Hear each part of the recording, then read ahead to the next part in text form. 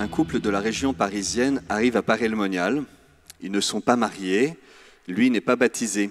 En fait, ils descendent dans le sud de la France et lorsqu'ils voient le panneau Paray-le-Monial sur l'autoroute, elle va raconter « J'ai eu un déclic, un vif désir d'aller voir cette ville sans savoir pourquoi. Et j'ai suggéré à mon compagnon de faire un détour.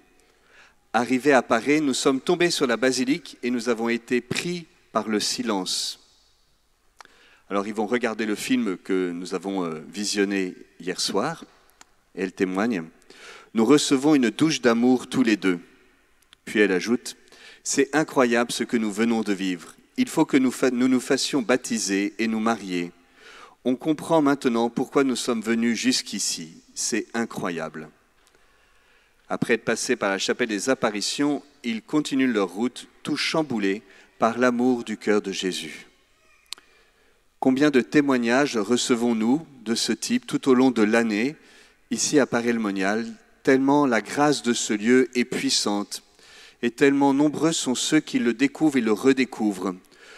Ce sanctuaire qui est le lieu de l'apparition de Jésus, il n'y en a pas beaucoup dans le monde, il y en a un en Espagne, Valladolid, à Cracovie avec la Divine Miséricorde, mais c'est vraiment la rareté et la profondeur de ce lieu. Nous pouvons découvrir tout cela en habitant pendant quelques jours dans cette ville du cœur de Jésus. Vous savez, le Seigneur a voulu qu'il y ait des lieux, des grâces attachées à des lieux. Si vous allez à Jérusalem, eh bien vous comprenez quelque chose de Dieu qui s'est fait homme, il est mort et ressuscité pour nous. Si vous allez à Rome, vous comprenez quelque chose du mystère de l'Église. À Lourdes, de la présence et de la consolation de Marie. Ici à Paray-le-Monial, il y a une grâce très puissante dont je voudrais m'entretenir avec vous. On peut dire que c'est comme un tas d'or sur lequel nous sommes assis et que l'on ignore. Monseigneur de Moulin-Beaufort, président de la Conférence épiscopale française, qui a présidé les fêtes du Sacré-Cœur il y a quelques semaines, disait ici même, dans cette tente, à la conclusion du jubilé des 350 ans, les apparitions du cœur de Jésus à Paray-le-Monial, c'est un don, un encouragement et une responsabilité pour l'Église en France. Et il est important qu'en France, nous recevions ce don, cet encouragement et cette responsabilité. Si vous lisez l'encyclique Dilexit Nos, vous serez marqué par l'importance des Français dans cette encyclique. Alors nous, Français, qu'avons-nous fait du cœur de Jésus?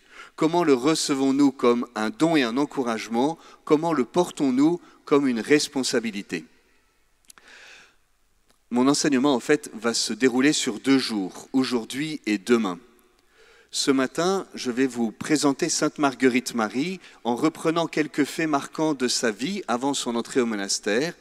Puis je commenterai avec vous la première apparition principale, celle qui a eu lieu en 1673.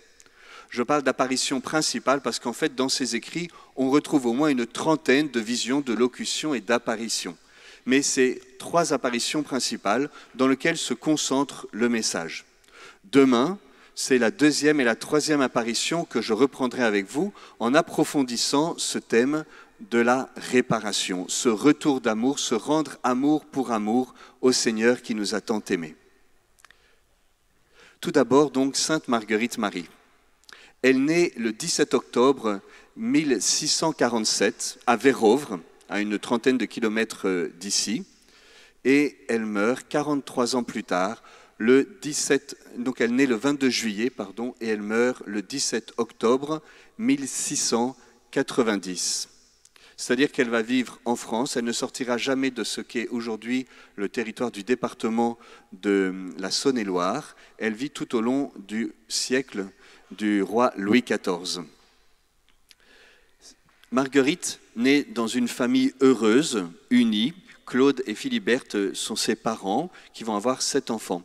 Famille déjà marquée par le deuil parce que les petites sœurs de Marguerite meurent en bas âge. À l'âge de 7 ans, elle vit une première expérience spirituelle dans le château de Corcheval, qui est entre ici et sa ville natale de Vérovre. C'est le château de sa marraine.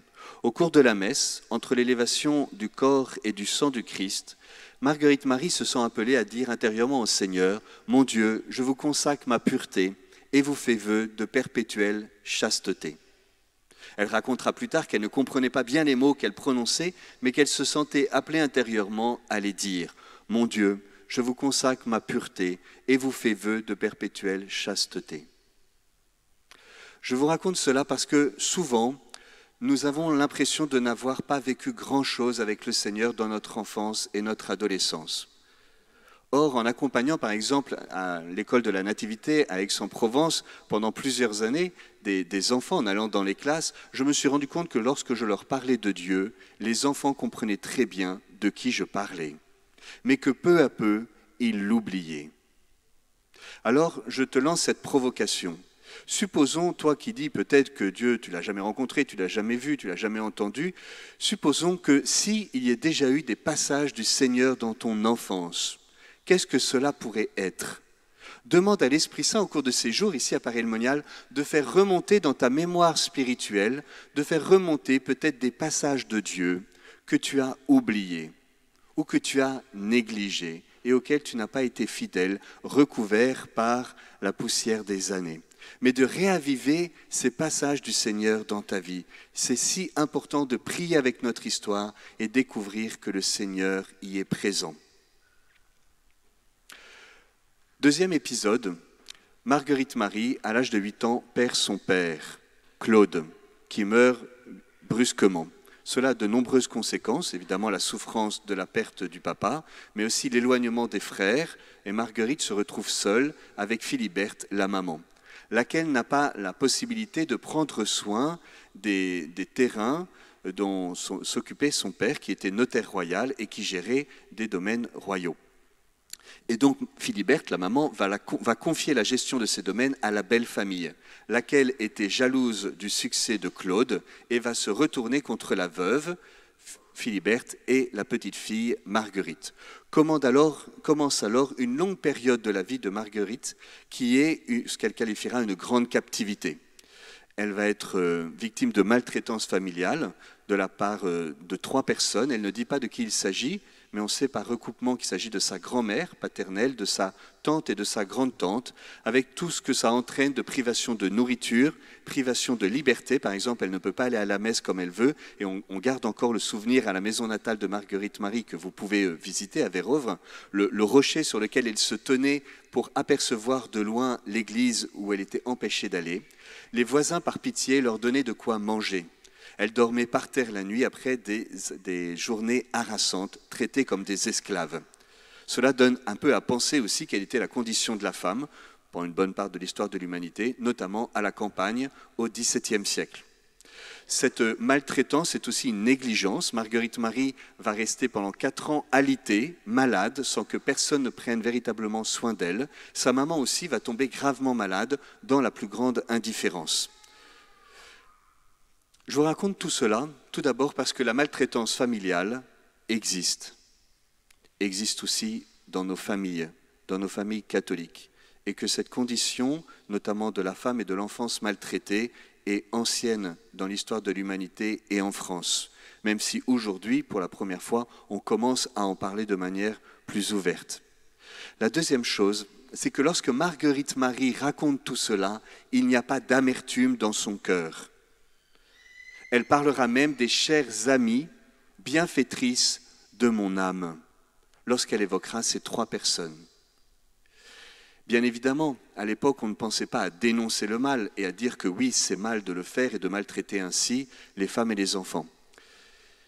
Mais cela veut dire que Marguerite Marie a pris le temps de prier avec son histoire et, comme nous y invite le pape François, prier avec notre histoire, se réconcilier avec elle, se réconcilier avec Dieu, se réconcilier avec nous-mêmes, d'être vainqueur du mal par le bien. Et si Marguerite Marie est réconciliée avec son histoire au point qu'elle peut parler de ces personnes comme étant les bienfaitrices de son âme, c'est parce qu'à la lumière de l'Esprit Saint, elle a su découvrir comment est-ce que Dieu, qui est bon, l'a menée et l'a guidée, l'a protégée, alors même que les mains méchantes des personnes lui faisaient du mal. C'est de découvrir que derrière les actions des hommes qui parfois envahissent notre champ de conscience et nous perturbent autant, il y a la main guérissante, agissante, protectrice de Dieu. Dieu était là et je ne le savais pas. Et Marguerite Marie, en relisant sa vie, va s'apercevoir qu'en fait le Seigneur l'a préparée à sa mission à travers les méandres douloureux de son enfance et de son adolescence. Il y a là comme une clé spirituelle qui me semble très inspirante pour nous. Le troisième épisode, c'est que Marguerite Marie, vers l'âge de 14-15 ans, l'étau familial se desserre un peu, va connaître une longue période de tentation et de combat intérieur. Elle aime plaire, elle aime séduire, elle aime aller au bal, on l'a vu hier dans le film, elle va oublier en fait un peu le Seigneur, ou plutôt elle est comme déchirée intérieurement entre son amour de Dieu, d'une part, qui lui décoche les flèches de son amour, dans son cœur d'adolescente, et son amour du monde de plaire, de la superficialité. Et elle va être tiraillée et souffrir profondément. Cela va durer 3 ans, la période de son adolescence, de 14 à 17 ans. Et un jour, elle rentre du bal, la nuit, et elle a une vision de Jésus tout ensanglanté, comme après la flagellation. Et elle raconte, elle comprit, c'était mes vanités qui l'avaient réduite en cet état, après qu'il m'avait donné tant de preuves de son amour et du désir qu'il avait, que je me rendisse conforme à lui. Que je me rendisse conforme à lui et que je lui rende amour pour amour. Et en fait, elle va être bouleversée par l'amour que Jésus a pour elle et par la souffrance de Jésus parce qu'il n'y a pas de réponse de sa part. Alors elle est saisie par l'amour de Jésus, elle tombe à genoux et elle choisit Jésus. Et elle a 17 ans, c'est l'âge de sa conversion profonde. Sauf que sa famille s'oppose à sa vocation et elle a encore des combats intérieurs, notamment le démon, parce qu'elle a ce désir de vocation religieuse, mais le démon la tourmente intérieurement et lui dit, je vous raconte ça parce que c'est intéressant de voir que le démon, il n'a pas trop changé le logiciel, parce qu'un logiciel qui marche, il n'y a aucune raison de le changer. Et elle raconte ça, vous voyez, c'est ces paroles exactes que je vais citer, et je suis sûr que beaucoup d'entre nous, nous pourrions dire et témoigner que nous pouvons entendre une petite voix qui persifle dans notre cœur la même chose. Pauvre misérable, que penses-tu en voulant être religieuse? Tu vas te rendre la risée de tout le monde, car jamais tu ne persévéreras. Et quelle confusion de quitter un habit de religieuse et de sortir d'un couvent. Où pourras-tu te cacher après cela? La fille, elle n'est pas encore rentrée au monastère, que le démon lui dit qu'elle sera ridicule quand elle en sortira. Vous voyez, ça c'est la tactique du démon. Il nous fait partir dans l'imaginaire, et donc dans l'angoisse, dans la culpabilité, dans l'échec assuré. Il pointe du doigt nos faiblesses, il met le doigt là où ça fait mal, mais pour nous enfermer dedans, voilà, il appuie sur les faiblesses et il se moque de nous et nous méprise. Alors Marguerite Marie, qui connaît sa pauvreté personnelle, en est toute affligée et toute décontenancée parce qu'elle se sent appelée par le Seigneur, incapable d'y répondre. Alors le Seigneur lui apparaît et lui dit « Mais si je t'appelle, je t'en donnerai la force. La base de ta réponse, c'est que moi je t'appelle. Je serai avec toi. » Et à partir de là, elle ressent une grande paix et elle se détermine à suivre le Seigneur et à entrer au monastère. Sauf qu'elle doit faire face à l'opposition de sa famille. C'est quand même impressionnant de voir comment est-ce que cette jeune femme a une force de caractère qui lui permet de braver les conditionnements de son époque et les impératifs qui s'imposaient à elle. Sa famille, notamment la maman, on voit bien dans quelles conditions aussi familiales Marguerite Marie et sa maman vivent. Sa maman dit à tout le monde, sauf à Marguerite Marie, que si elle entre au monastère, elle sera la cause de sa mort. Alors tout le monde vient la voir, la pauvre Marguerite Marie, lui dit oh, « Maman, mais surtout, fais pas ça, tu vas la tuer, ta mère. » Voilà. C'est ce que l'on appelle du chantage affectif. Vous voyez ce que c'est le chantage affectif? Peut-être certains parmi nous en ont souffert du chantage affectif, parce que ça marche très bien, surtout de la part des parents. Peut-être certains parmi nous l'ont pratiqué, le chantage affectif. Et ça marche très bien. Et peut-être que tu continues de le pratiquer. C'est-à-dire que tu sais comment t'adresser à ton enfant de telle sorte qu'il fasse ce que tu as envie qu'il fasse. Globalement, c'est un peu ça. C'est un péché. Parce que tu prends la place de la conscience de ton enfant, tu prends la place de Dieu. Ton enfant, ce n'est pas ton enfant. C'est l'enfant de Dieu qu'il t'a confié. Mais voyez, il peut y avoir en nous cette tentation-là. Et Marguerite, en fait, elle ne peut pas rentrer au monastère à cette époque-là, au XVIIe siècle, s'il n'y a pas une acceptation pleine et entière de la famille. Et vraiment, il y a un obstacle insurmontable. Alors elle s'en remet au Seigneur, qui lui dit « Ne t'inquiète pas, je suis ton défenseur, compte sur moi ». Et un prêtre passe, un franciscain, elle s'ouvre auprès de ce franciscain, et ce franciscain va convaincre la famille de laisser cette jeune fille répondre à sa vocation. Et un jour, alors elle vient à Paray-le-Monial, je vous cite ça, elle raconte ça, « Aussitôt qu'on me nomma Paray, mon cœur se dilata de joie. » Aussitôt qu'on me nomma Paray, mon cœur se dilata de joie. Alors je ne sais pas si vous avez fait la même expérience, on vous a parlé de Paray-le-Monial et votre cœur s'est dilaté de joie. Donc, elle entre au monastère, dans le parloir, pour découvrir le monastère de la Visitation. Elle entend cette parole intérieure, « C'est ici que je te veux ». Et elle se détermine alors à y entrer. Si je vous raconte tout cela, c'est pour tout d'abord vous témoigner de la force de l'équilibre de cette personne, de Marguerite Marie. Vous voyez, elle est libre devant les hommes parce qu'elle est obéissante devant Dieu. Si tu veux être debout devant les hommes, mets-toi à genoux devant le Seigneur. Et demande à l'Esprit Saint le don de force intérieure, cette force paisible et ferme qui habitait le cœur de Sainte Marguerite Marie. C'est aussi pour dire que lorsque nous répondons à l'appel du Seigneur, c'est avec toute notre histoire, toute notre famille, toute notre généalogie, toutes nos casseroles, toutes nos blessures que le Seigneur nous appelle. Il ne nous appelle pas malgré tout cela, mais à travers tout cela. Et lorsque nous laissons la grâce du Seigneur par la puissance du cœur de Jésus revisiter ce qu'a été notre vie, alors s'ouvre pour nous un chemin et une espérance. Nous entrons maintenant, avec Marguerite Marie, au monastère de la Visitation. Elle a 24 ans. Elle rentre en 1671 et en 1672, elle fait sa profession religieuse. Et les 3 années suivantes, 1673, 14 et 75, elle va vivre les grandes apparitions dont je vais vous parler et dont nous avons célébré le 350e anniversaire en 2023, 24 et 25. J'entre donc maintenant dans la deuxième partie de mon enseignement. Ça va? Vous suivez? Super.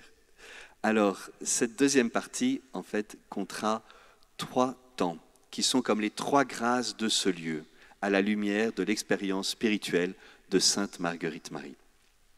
La première, c'est la grâce de se reposer sur le cœur de Jésus. Marguerite Marie raconte, elle vient prier à la chapelle le 27 décembre, jour de Saint-Jean, elle va prier à la chapelle, et elle raconte, « Il se présenta à moi et me fit reposer longuement sur son cœur, où il me découvrit les merveilles inexprimables de son pur amour qu'il m'avait tenu caché jusqu'alors. » Elle a déjà vécu une expérience avec le Seigneur. Le Seigneur est rentré au monastère, elle aime le Seigneur, elle vit un nouvel amour avec le Seigneur, une nouvelle déclaration d'amour. Il me fit reposer longuement sur son cœur. Dans une lettre au Père Croisé, le jésuite qui l'accompagne, elle dira que cela a duré plusieurs heures. Ce faisant, elle s'inscrit dans l'expérience qu'avait vécue Saint Jean, dont c'est le jour liturgique de la fête, le 27 décembre. Saint Jean qui, en Jean 13, raconte comment est-ce qu'il s'est reposé aussi sur la poitrine de Jésus. « L'un de vous va me trahir, dit Jésus tout troublé. » Ils se demandent les uns les autres, mais il parle de qui là ? Et Pierre dit à Jean, demande-lui qui c'est. Alors Jean s'incline, à l'époque on mangeait semi-allongé, dépose sa tête sur la poitrine de Jésus et lui demande, de qui s'agit-il, Seigneur ? C'est un peu dit comme ça en passant dans le fil dramatique de la narration. Mais plus tard, on parlera du disciple bien-aimé, qui est appelé disciple bien-aimé à ce moment-là pour la première fois. On parlera de lui en disant « celui qui avait reposé sur la poitrine du Seigneur ». Et les premiers pères de l'Église, ces grands théologiens des premiers siècles, ont contemplé non seulement un repos sur la poitrine, mais en fait un repos sur le cœur. Et un certain nombre de mystiques tout au long de l'histoire de l'Église, et le pape François, dans son encyclique Dilexit Nos, en rapporte le nom de quelques mystiques que vous connaissez bien, Sainte Gertrude, Sainte Mechtilde, Saint Ludegarde, bref, des noms très courants, auxquels nous sommes habitués et auxquels nous avons une profonde dévotion. Et donc, elles-mêmes, au XIIIe siècle, vont vivre cette expérience spirituelle de se reposer sur le cœur de Jésus. Marguerite Marie s'inscrit donc dans une tradition spirituelle qui la précède. Ce qu'elle a vécu mystiquement, en fait, ce n'est rien d'autre que ce que nous pouvons vivre simplement, parce qu'il s'agit de répondre à l'appel de Jésus dans l'Évangile. « Venez à moi, vous tous qui peinez sous le poids du fardeau, et moi je vous donnerai le repos. Mettez-vous à mon école, car je suis doux et humble de cœur. » C'est le seul endroit dans l'Évangile où Jésus parle explicitement de son cœur. En fait, tout l'Évangile parle du cœur de Jésus. Et le 2e chapitre de Dilexit Nos contemple les gestes, les regards, les paroles de Jésus qui disent la douceur, la compassion, l'humilité du cœur de Jésus. Mais il y a un seul endroit où Jésus parle de son cœur, c'est en Matthieu 11, 28, 30. « Venez à moi, vous tous qui peinez sous le poids du fardeau, et moi je vous donnerai le repos, car je suis doux et humble de cœur. » Il parle de son cœur pour dire qu'il est doux et humble, pour inviter tout le monde avec ses fardeaux pour trouver le repos. Je voudrais te donner le témoignage d'une pèlerine qui est venue il y a quelques mois maintenant et qui avait perdu il y a 2 ans son fils. Peut-être des mamans parmi nous qui ont perdu leur enfant. Et l'année suivante, à peu près à l'anniversaire de la mort, c'est le petit-fils qui est mort. Et elle est venue en me disant « Mais vous savez mon père, mais parfois je suis comme folle de douleur. Mais qui suis-je pour parler ainsi? Je suis comme le Fils de l'homme qui n'a pas d'endroit où reposer la tête. Mais en venant ici à Paray-le-Monial, j'ai compris qu'il y avait enfin un lieu où je pouvais me reposer. C'est sur le cœur de Jésus. »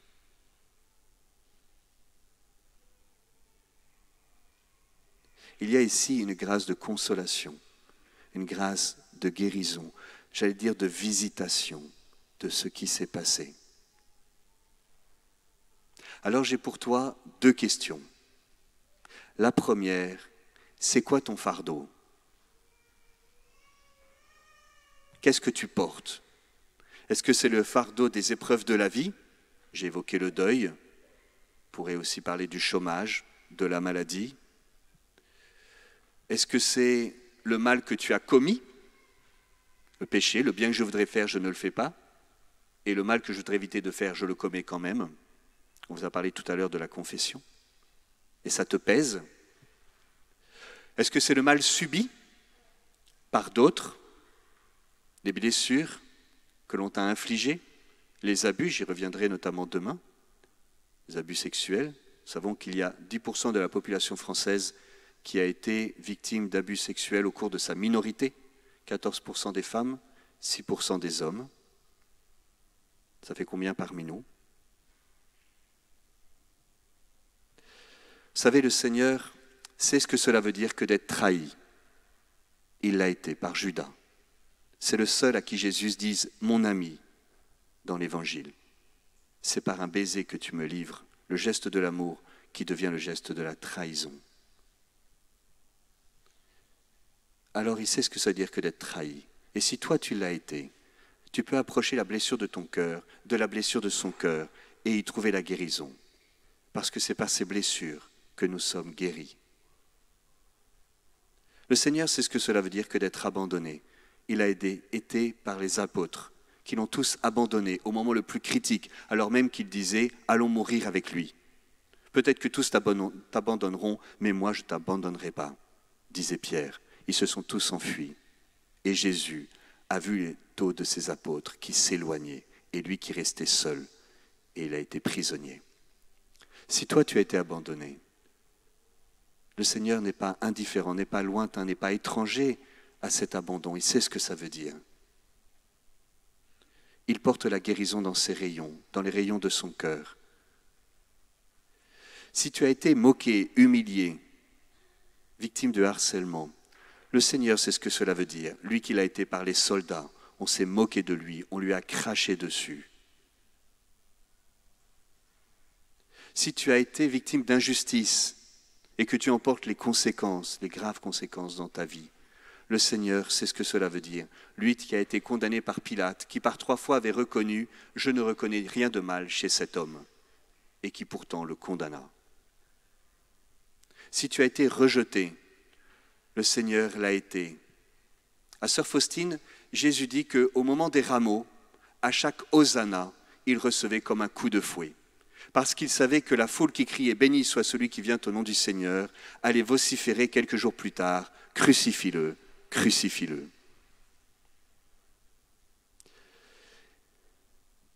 Il n'y a pas de blessure que le Seigneur ne puisse guérir. Il n'y a pas de deuil que le Seigneur ne puisse consoler. Il n'y a pas de péché que Dieu ne puisse pardonner. Il n'y a pas de larmes que Dieu ne puisse essuyer. Si tu crois, tu verras la puissance de mon cœur. Telle est la grâce de ce lieu. Si tu crois, tu verras la puissance de mon cœur qui se déploie dans ta faiblesse avec une puissance incroyable que nous ne pouvons pas nous représenter ou même imaginer. Un témoignage parmi beaucoup d'autres. Je le lis. Je suis une vieille dame. Depuis des années, des dizaines et des dizaines d'années, je gardais au fond de moi une rancœur vis-à-vis de mon père. Je lui en voulais de nous avoir élevés, mes frères et moi, dans la peur et de n'avoir pas rendu heureuse notre mère. Je souhaitais lui pardonner, mais j'en étais incapable. À Paris, j'ai reçu cette grâce. Et à la faveur du jubilé, j'ai pu faire la démarche jubilaire, demandant pour lui l'indulgence plénière. Cela a été pour moi une libération. Merci Seigneur. Cette grâce de libération, de visitation, de relèvement, de consolation. Il y a des pardons que nous ne pouvons pas donner, il y a des pardons que nous ne voulons pas donner. Ce n'est pas la même chose. Les pardons que nous ne pouvons pas donner, nous pouvons humblement le demander au Seigneur. Peut-être que ça prendra 10, 20, 30 ou 40 ans, tellement la blessure est profonde. Mais c'est un cheminement et le Seigneur nous accompagne et nous donne la force de pardonner jour après jour, ou tout du moins de faire des petits pas pour un jour le vivre. Et puis il y a les pardons que l'on ne veut pas donner.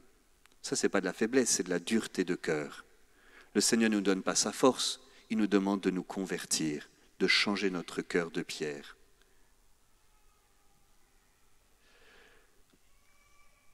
Si tu crois, tu verras la puissance de mon cœur. Le lieu où nous pouvons nous reposer et nous pouvons déposer dans le cœur de Jésus ce qui nous inquiète, nous afflige et nous agite, c'est particulièrement l'adoration du Saint-Sacrement. Tout au long du jour, le Saint-Sacrement est exposé dans la prairie, ici même, et la nuit à la chapelle des apparitions. Et c'est là où tu peux déposer dans la confiance ce qui s'est passé. Tu peux entrer dans la confiance à l'école de Saint-Claude avec cette belle prière que l'on a entendue hier dans le film, que vous pourrez retrouver dans les livrets. « Mon Dieu, je suis si persuadé que tu prends soin de ceux qui espèrent en toi, et qu'on ne peut manquer de rien quand on attend de toi toute chose, que j'ai résolu de vivre désormais sans aucun souci, et de me décharger sur toi de toutes mes inquiétudes.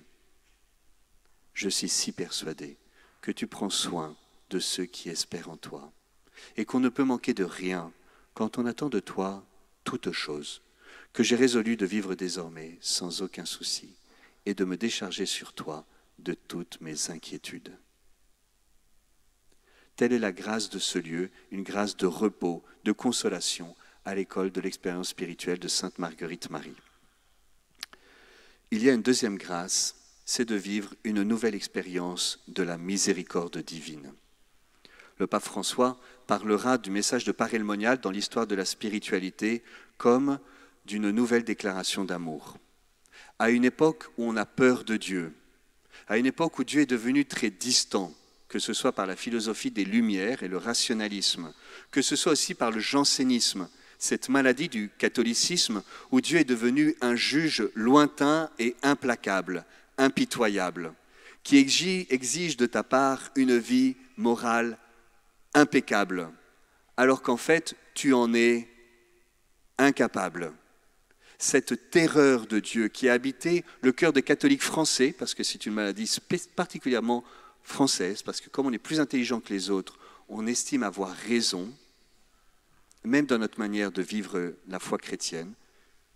Et donc le gallicanisme, cette autoréférence française du catholicisme, a favorisé le jansénisme, c'est-à-dire cette maladie du catholicisme où on a peur de Dieu. Le remède est donné ici même, à Paray-le-Monial. C'est son Sacré-Cœur. Le Seigneur nous donne le cœur de Jésus comme remède au jansénisme. Je vous parle du jansénisme parce que c'est une vieille maladie que l'on a combattue, pour laquelle le vaccin a été trouvé, mais vous voyez, ça revient régulièrement dans l'histoire de l'Église. Et peut-être que l'éducation chrétienne que tu as reçue a pu être teintée d'un peu de jansénisme aussi. Alors le Seigneur donne ici le remède. Mon divin cœur est si passionné d'amour pour tous les hommes et pour toi en particulier, déclare Jésus à Sainte Marguerite Marie. Mon divin cœur est si passionné d'amour pour tous les hommes et pour toi en particulier, que ne pouvant plus contenir les flammes de son ardente charité, il faut qu'il les répande par ton moyen. Mon divin cœur est si passionné d'amour pour tous les hommes et pour toi en particulier. En juin 1675, à la troisième apparition principale, Jésus dira « Voilà ce cœur qui a tant aimé les hommes ». Nous n'avons rien à faire pour que Dieu nous aime.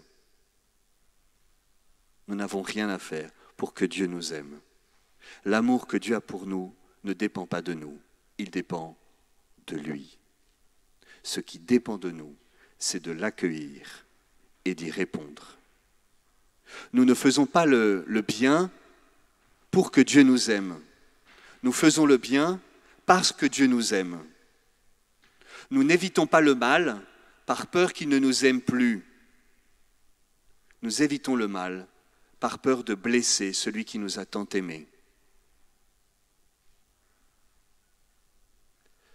Le Seigneur dit dans l'Écriture, ce n'est pas nous qui avons aimé Dieu, c'est lui qui nous a aimés le premier. 1 Jean 4, 9, 11. Ce n'est pas nous qui avons aimé Dieu, c'est lui qui nous a aimés le premier. Et il a envoyé son Fils en sacrifice de pardon pour nos péchés. Puisque Dieu nous a tellement aimés, mes frères, aimons-nous les uns les autres. Nous nous aimons les uns les autres parce que Dieu nous a aimés le premier. 1 Jean 4, 19. Nous nous aimons les uns les autres parce que Dieu nous a aimés le premier. La preuve que Dieu nous aime, saint Paul témoigne, la preuve que Dieu nous aime, c'est qu'il est mort pour nous alors que nous étions encore pécheurs. Alors que nous n'étions capables de rien, Jésus est mort pour les impies que nous étions. Accepter de mourir pour un homme juste, c'est déjà difficile. Peut-être quelqu'un s'exposerait-il à mourir pour un homme de bien. La preuve que Dieu nous aime, c'est que le Christ est mort pour nous alors que nous étions encore mauvais et que nous ne méritions rien.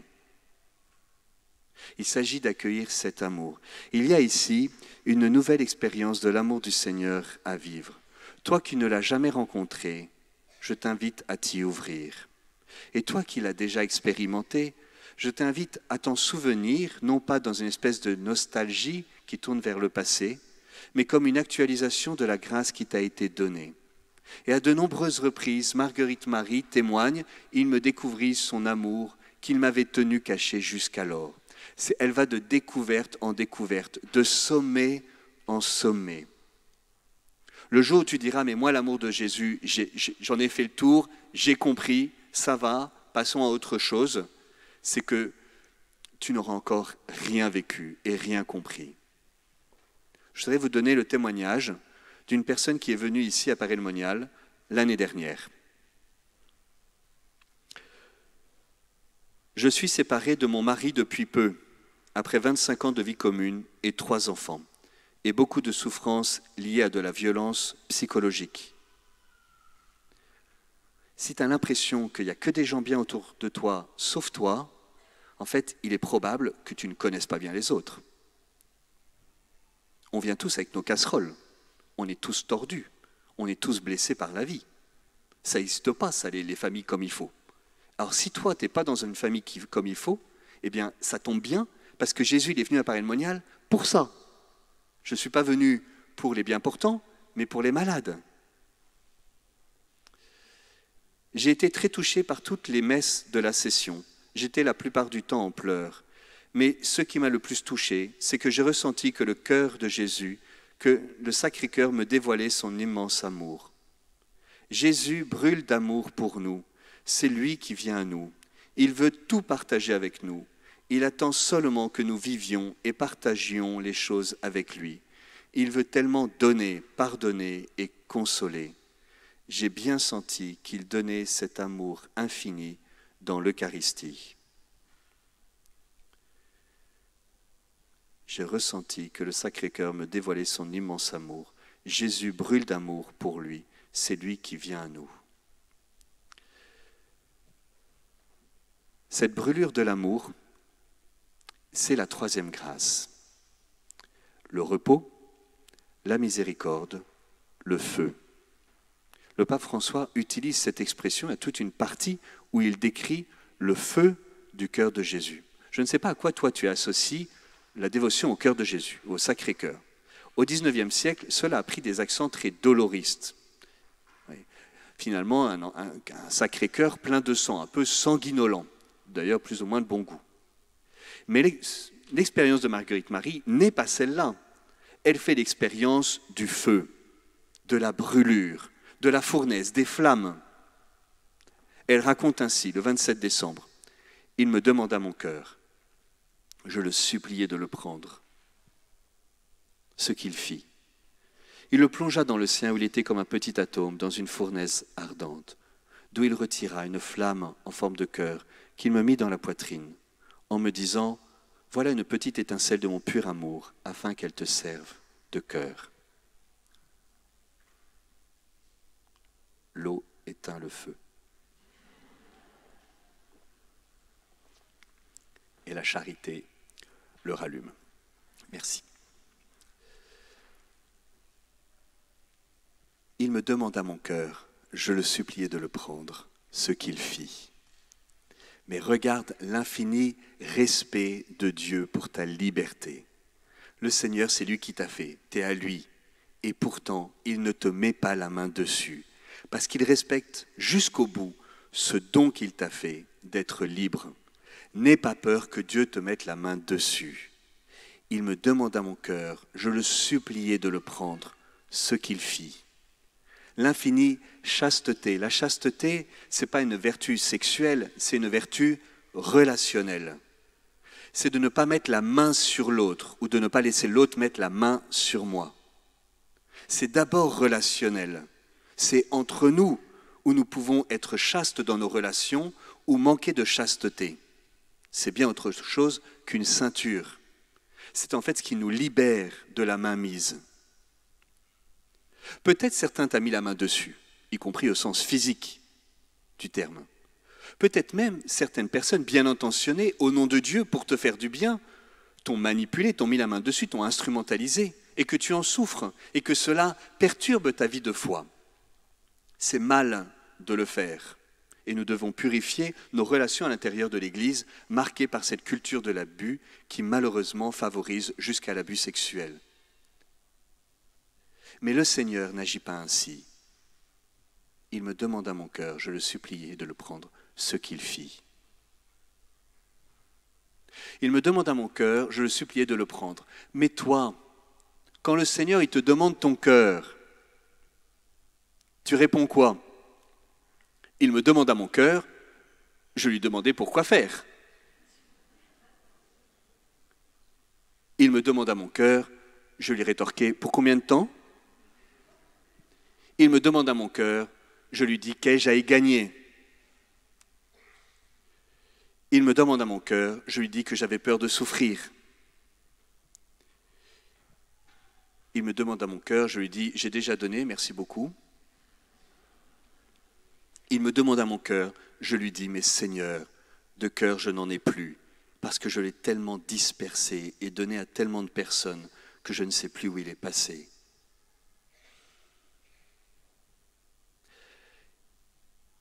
Marguerite Marie ne s'embarrasse pas de tout cela. Il me demanda mon cœur, je le suppliai de le prendre. Parce que c'est toi qui me le demandes et que tu connais mon cœur et qu'il ne te fait pas peur, Seigneur. alors moi non plus je n'ai pas peur de te le donner. Et comme même de cela, j'en ai peur et que je ne sais pas le faire, alors prends-le Seigneur.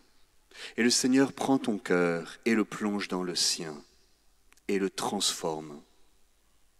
Parce que le feu, c'est ce qui transforme, ce qui réchauffe, ce qui éclaire, ce qui brûle, mais d'une brûlure qui ne détruit pas, mais qui transforme. Il prend ton cœur de pierre et il te donne un cœur de chair, un cœur semblable au sien. Jésus, doux et humble de cœur, rends mon cœur semblable au tien. Telle est cette prière que tu peux avoir tout au long de cette journée. Jésus, doux et humble de cœur, rends mon cœur semblable au tien.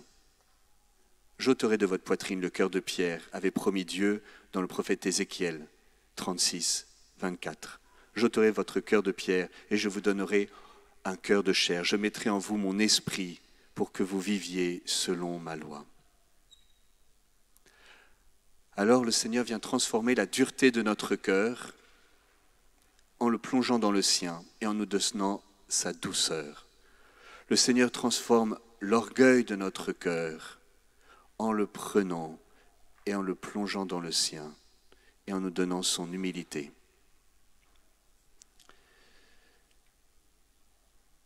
Je terminerai avec Pierre Goursat, fondateur de la communauté d'Emmanuel. En fait, si nous sommes ici aujourd'hui, c'est parce qu'il y a 50 ans, il y a un type qui s'est dit « on va aller à Paray-le-Monial ». Et Paray-le-Monial, en 1975, c'était désert et on va dire, c'était en grande léthargie. Il n'y avait plus rien, c'était le 300e anniversaire. Et Monseigneur Guédon, qui était le recteur de l'époque, mon prédécesseur, avait vraiment, c'est la dernière chance, c'est l'année de la dernière chance. Il avait invité tout le monde, personne n'était venu. Et puis il y a un groupe de charismatiques comme ça qui bat à la porte et qui dit « Bonjour, on voudrait venir cet été ». Et lui, il a pleuré en disant « Vous êtes la réponse à mes prières ». Le Sacré-Cœur, plus personne ne s'y intéresse en France. Paray-le-Monial était abandonné. Et puis tu as un vieux type, Pierre Goursat, qui se dit « On va aller à Paray-le-Monial » parce que c'est là où il y a le feu. Et il emmenait tout le renouveau charismatique, qui avait vécu cette expérience transformatrice de la puissance de l'Esprit Saint, et il sentait bien qu'il fallait l'enraciner, cette expérience. Et il l'a enraciné dans la tradition de l'Église à travers la dévotion au cœur de Jésus. Et ce faisant, il a renouvelé cette dévotion, à tel point que 50 ans plus tard, eh bien, les foules débordent à Paray-le-Monial, et que le pape lui-même écrit un document pour commémorer ce qui s'est passé ici. Pierre Goursat, c'était un homme de feu. C'était aussi un pauvre, malade. Il y avait beaucoup de choses qui n'avaient pas pu être déployées en lui. Mais c'était un homme qui était humble. Et je voudrais terminer avec lui avec 2 paroles. Tout d'abord, dans un enseignement qu'il avait préparé. Il ne savait pas très bien parler, il avait préparé parfois. Ce n'est pas toujours compréhensible. Il n'y avait pas beaucoup de talent humain pour briller. Mais en même temps, il était vraiment habité par la sagesse de Dieu. Dieu veut, à la place de notre cœur de pierre, mettre son cœur brûlant d'amour, nous communiquer son ardent désir de sauver les âmes. Pour cela, il veut toucher notre cœur de son amour, le transpercer, le briser. Découvrant notre misère, nous entrons dans sa miséricorde. Dans l'adoration, Jésus veut nous donner la compassion de son cœur, la douceur de son cœur. Il brise notre orgueil, notre volonté propre, nous met à son école. Jésus, doux et humble de cœur, rend nos cœurs semblables aux tiens. Et ici même, à une session en 1977, il faut demander au Seigneur qu'il nous mette un feu dans le cœur. Il faut se mettre dans son cœur, puisque c'est un brasier ardent qui se communique à nous. Alors, on brûle d'amour. Ce qu'il faut faire pour vous tous qui êtes ici, c'est qu'on adore. Quand vous avez du temps, vous allez prier, vous allez adorer. Mais cette adoration a pour but naturellement d'honorer le corps et le cœur du Christ, mais surtout pour qu'on lui demande qu'il nous embrase d'amour, que nous soyons embrasés d'amour pour nos frères à notre tour. L'amour du cœur de Jésus, cela se demande dans l'adoration et dans la prière confiante. Même si vous êtes une bûche, vous restez au pied de Jésus et vous vous mettez à adorer au soleil de son amour. Alors je vous en prie, demandez comme un enfant à Jésus cette grande grâce d'avoir le cœur embrasé d'amour pour embraser le monde. Dans quelques instants, nous allons avoir l'Eucharistie.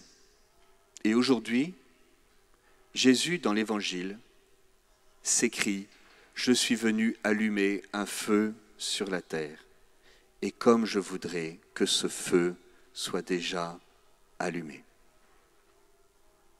Le jour où l'encyclique Dilexit Nos du pape François sur le Sacré-Cœur a été publiée, le jeudi 24 octobre 2024, dans la liturgie de l'Église, retentissait exactement le même évangile. Je suis venu allumer un feu sur la terre, et comme je voudrais qu'il soit déjà allumé. Alors Seigneur, ce feu, allume-le dans mon cœur, afin d'embraser le monde. Amen.